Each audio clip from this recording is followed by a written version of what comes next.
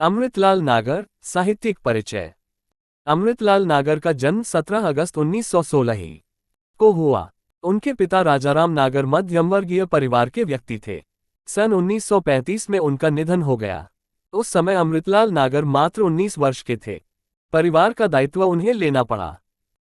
उन्होंने बीमा कंपनी में नौकरी कर ली, पर वहां का जीवन उन्हें रास नहीं आया और उन्होंने त्यागपत्र दे दिया। बाल्यावस्था से ही साहित्य के पठन पाठन में नागर जी की रुचि थी। कथा लेखन की ओर उनका झुकाव था। सन 1938 से वे लेखन कार्य में संलग्न हो गए। उन्होंने कहानियों और बाल साहित्य की भी रचना की, पर उपन्यास लेखक के रूप में ही उन्हें सर्वाधिक ख्याति मिली। अमृतलाल नागर का संबंध सिनेमा जगत से जुड़ा। 1940 में वे बंबई चले गए और 1947 तक वहां रहकर उन्होंने सिनेमा के लिए कथा और संवाद का लेखन किया। वहां उन्हें ख्याति भी मिली और धन भी मिला।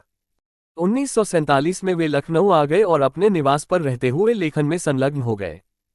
1953 में उन्हें आकाशवाणी में ड्रामा प्रोड्यूसर का पद मिला। 2 वर्षों तक वे इस पद पर कार्यरत रहे।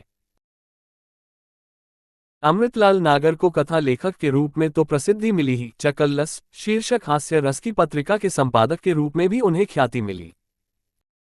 इसके 8वें अंक को पढ़कर आचार्य महावीर प्रसाद द्विवेदी जी ने कहा था, चकल्लस का 8वां अंक देखकर मेरा मुर्दा दिल भी जिंदा सा हो उठा। इस अंक में हास्यरस प्रधान कितने ही लेख बड़े मौके के हैं। कविताएं भी उसी रस में सराबोर हैं। निश्चय ही चकल्लस का हास्य रस की पत्रिकाओं में विशिष्ट स्थान था। इसका सफल संपादन नागर जी की संपादन कला का परिचायक है। नागर जी एक सफल संपादक थे। 23 फरवरी 1980 को उनका निधन हो गया। साहित्य सेवा। नागर जी ने कथा साहित्य की सभी विधाओं में लेखन किया, किंतु उन्हें उपन्यास लेखक के रूप में ही सर्वाधिक ख्याति मिली। कहानीकार के रूप में उन्होंने अपनी कहानियों में सामाजिक संदर्भों का उद्घाटन करने के साथ ही मनोविश्लेषण और स्त्री पुरुष संबंध आदि का विवेचन किया है।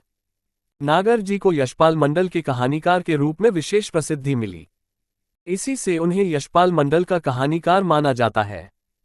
नागर जी ने भी यशपाल की तरह मध्यमवर्गीय समस्याओं पर विशेष रूप से विचार किया है तथा मनोविश्लेषण को महत्व दिया है। नाटककार के रूप में नागर जी ने महान साहित्यकार भारतेंदु के जीवन पर युगावतार नामक नाटक की रचना की। उन्होंने एकांकियों का लेखन भी किया। रेडियो एकांकीकार के रूप में उन्हें ख्याति मिली। नागर जी ने राजनीतिक, सामाजिक, ऐतिहासिक और सांस्कृतिक उपन्यासों की रचना की। उनके उपन्यासों में नए युग की चेतना, मानवतावाद तथा मनोविश्लेषक प्रवृत्ति का प्रतिफलन है। उन्होंने सतीत्व के महत्व को प्रतिपादित किया है। वेश्यावृत्ति की भर्त्सना कर उसके विरुद्ध स्वर भी उन्होंने उठाया है। उन्होंने मध्यमवर्गीय समाज की समस्याओं को प्रस्तुत कर उसके समाधान का प्रयास भी किया है। नवाबी संस्कृति और विलासप्रियता की झलक दिखाने के लिए उन्होंने शतरंज के मोहरे शीर्षक उपन्यास की रचना की। उपन्यास की विधा में उन्होंने गोस्वामी तुलसीदास तथा सूरदास की जीवन कथा को कल्पनाजन्य घटनाओं से जोड़कर प्रस्तुत किया। उनके उपन्यासों में स्त्री पुरुष संबंध के कई रूप देखने को मिलते हैं तथा उनके माध्यम से फ्रॉइड के यौन सिद्धांत का कथन हुआ है। नागर जी के प्रमुख उपन्यास हैं महाकाल, नवाबी मसनद, सेठ बांकेम, शतरंज के मोहरे, सुहाग नूपुर, बूंद और समुद्र, ये कोठेवालियां, अमृत और विष, एकदा नैमिषारण्य, मानस के हंस, खंजन नयन, नाच्यो बहुत गोपाल आदि। भाषा शैली। नागर जी ने मुख्यतः अन्य पुरुषात्मक और संवादात्मक शैली को स्वीकार किया है, किंतु यथा अवसर आत्मकथामूलक शैली का भी उन्होंने प्रयोग किया है। तीनों प्रकार की शैलियों का स्वरूप दृष्टव्य है। 1. अन्य पुरुषात्मक शैली। उपन्यासकार द्वारा कथित संवाद। उस रात कमरे के अंधेरे में रमेश ने रानी को अपनी कल्पना में बानो समझकर बेहोश जोश में उसे अपना प्यार दिया और प्रकाश होने पर रानी की आंखों में अपने प्रति रीझ और अंतरंग सुख भरी एल्साई मादकता देखकर रमेश का मन लज्जा और ग्लानि से मत उठा। अमृत और विष। 2. संवादात्मक शैली। धीरे बोलो, किसी को शक भी ना होने पावे कि मैं यहाँ हूं। तब फिर मेरी वाली कोठरी में चलो, बड़ी बड़ी बातें होंगी। 3. आत्मकथामूलक शैली। अरविंद शंकर का कथन, आखिर इन वर्षों में मैंने पाया क्या।